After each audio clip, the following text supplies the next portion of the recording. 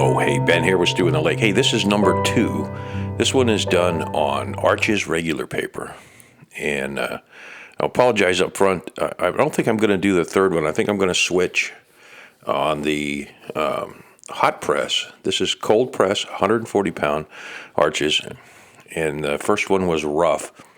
I think I'm going to switch over and do a demo on how the washes look on that. So that's Arches, 140 pound. It's a little bit more expensive. I go ahead and put it down with regular masking tape. I do take that tape and I put it against my jeans before I put it on there, and that takes a little of the stickiness away. The second apology I've got, this water channel is new, as most of you know, and I was messing around and my camera wasn't focusing right, so I ended up cleaning the lens out on it, doing a brave thing, taking screws out of the front and blowing the dust out of there. And then it worked fine, and I set it up, and I left the lens on manual focus and just looking up for about the first 2 minutes of this, or the first portion of this. I went ahead and run this through at about 4 times the normal speed. You can sort of see what I'm doing in the background, but I'm not getting the detail in it. At a point where I pull the hair dryer out here in a minute, I find out that I was on manual focus, and I switched it back to autofocus, and the rest of the video is clear. So bear with me for about another minute on this, unfortunately. And this bird is painted exactly like the first bird. So if you haven't seen the first video, I did pretty much the same thing. It came out just a little bit differently. And I sent these down to the studio before I came back to Iowa down here. I did the editing in Iowa while I'm flying down here this week. And the gallery let me know that as soon as there were 7 paintings, and there we go, we're finally in focus. Yay. 7 paintings went down there, and this bird particularly, it was framed, as you can see in the beginning there. It was sold before it even got hung on the wall. There was a person walking around looking in the gallery, and they were watching as they were hanging them up, and this one didn't even get hung on the wall. It sold right away, so that's good news. I'm using broad strokes on this whole thing.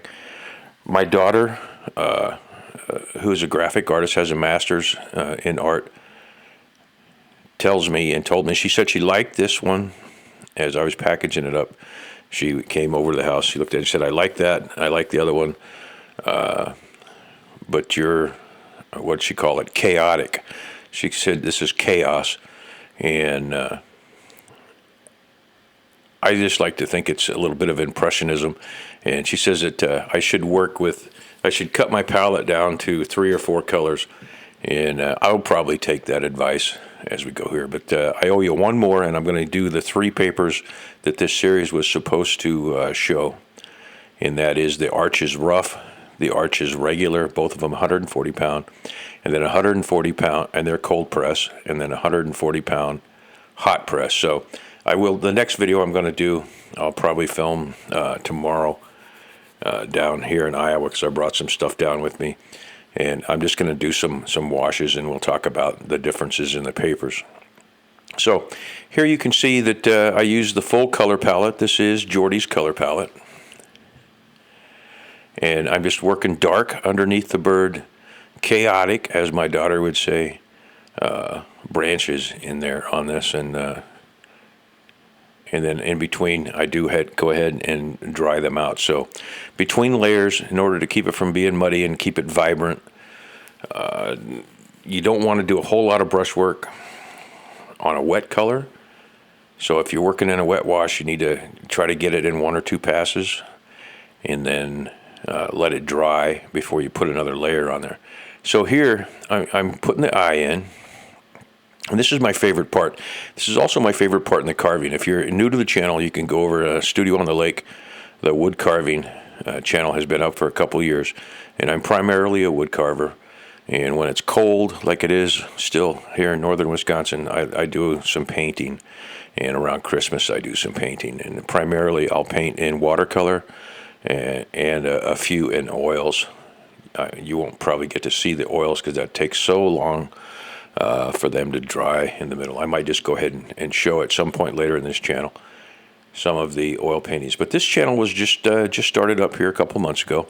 So like, comment, and subscribe. If you leave a like, it helps the algorithm figure out where to go with it. And it doesn't cost you anything to subscribe. And if you're so inclined, go over and check out the wood carving portion of the channel. So here we're putting the eye in. It's my favorite part, like I said, in carving or in painting. When you get the eye and you start detailing the eye makes the carving or the painting come to life. Now, I guess I can kind of see what my daughter was talking about with the chaos in there. There is such a thing as overworking a painting.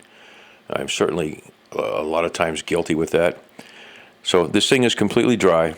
And here you'll see a little bit of the paper. I'm using the side of this brush, and you can see how the paper is pulling the paint off of the side of the brush and leaving just little random bits in there.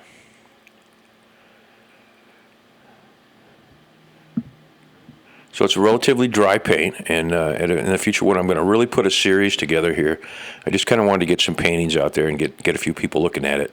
And I'm really going to start from bare bones, basic number one, what little I know about watercolor, and I'll share that on the channel as we build the channel up. So I'm coming back in, putting a little more on the darks, just to delineate that the dark that I'm using is a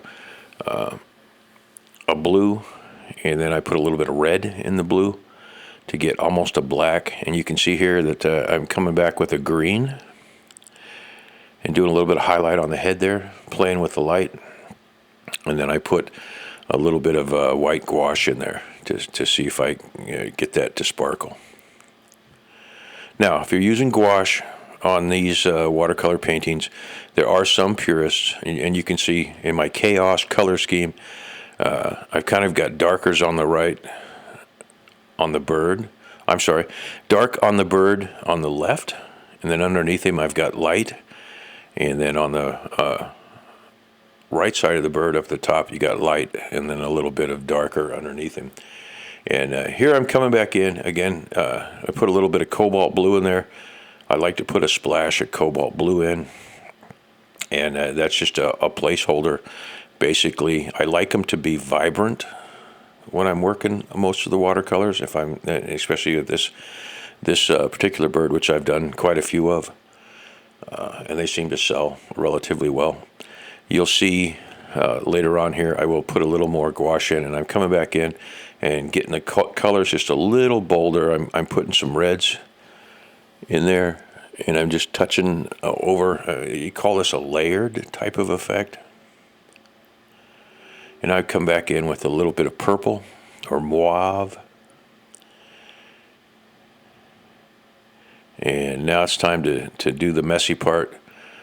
I like to splatter, and you won't get to see the splatter on this. You'll see the after effect of it, and you can see the side of that brush. Now that is the paper taking that off, and that was yellow coming back in with my highlighting on the colors. And I'm just trying to kind of bring him alive at this point.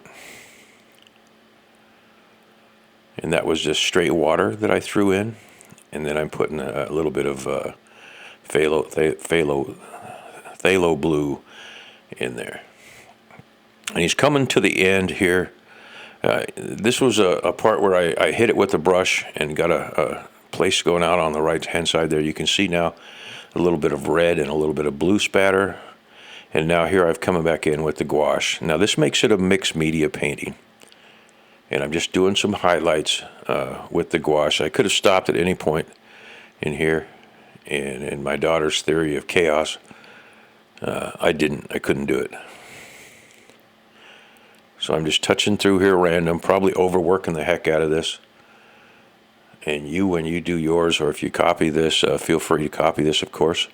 That's the whole intent behind this, to show you a little bit of what I'm doing and then give you some ideas so you can go out and do it on your own. You can go at any point you want. This one almost is in the danger of overworked, the chaos theory, but I really kind of liked it. And of the 3 or 4 that I did, Like I said, this one sold before it, just as it came out of the box. I sent 3 larger paintings and 4 smaller paintings. And as they were being unpacked at the gallery here last week, this one sold right out of the box. So here's a second deal of gouache, and this is a cerulean blue. And I just kind of like to throw it in there because it really shows up and highlights and picks up. And it's kind of a technique that I use. You'll see a lot of paintings with this will have the blue, small amount of this blue, cerulean blue in there, and it's on the gouache. So as always, sign your paintings. So there's what it came out, what it looked like. I'll never get to see it again because, like I said, it did sell right away. There's the first one went down also, as well as a couple of small ones. There it is in the frame, in the finished state. So, since the channel's just up, I'll get my filming worked out here. I will go back and start doing the basics. So, hey, this has been Ben with Studio on the Lake. Thanks. Please click like if you liked it. Leave a comment by all means and subscribe. Thanks a lot.